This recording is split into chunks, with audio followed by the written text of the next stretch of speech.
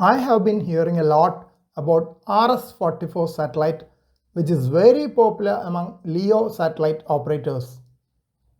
Being a linear satellite with a bandwidth of 60 kHz, multiple simultaneous QSOs are possible.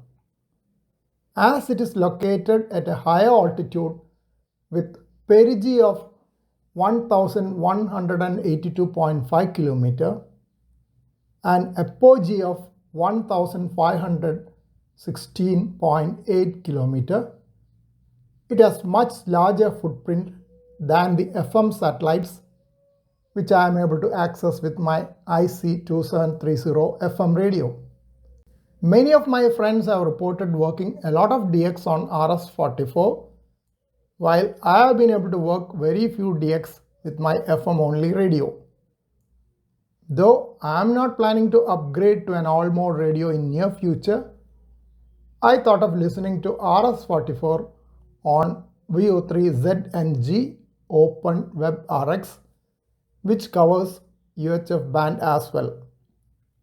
RS-44 is a VU satellite with uplink from 145.935 to 145.995 MHz and downlink from 435.670 to 435.610 MHz.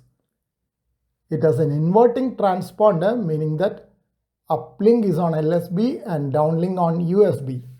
I have to figure out how to use the WebSDR for listening to RS-44, as I've only tried to listen to FM satellites so far with it. Being relatively bigger than the usual amateur radio CubeSats and having 5 watt output, it should be possible to hear it on the WebSDR, provided someone is using it at that time in range of the WebSDR. Even otherwise, I think it should be possible to hear the CW beacon on 435.605 MHz, identifying as RS-44.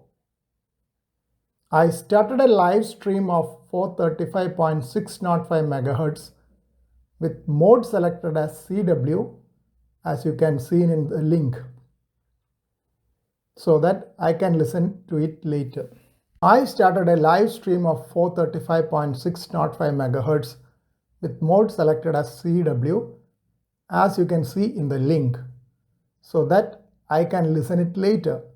During the pass at 5:49 AM, which had a maximum elevation of 56 degrees at the location of VU3ZNG OpenWebRX, and it was in Eastern Pass, I tuned in to RS-44 on UHF 70 cm 2 SAT band, which has the downlink frequencies at its lower end.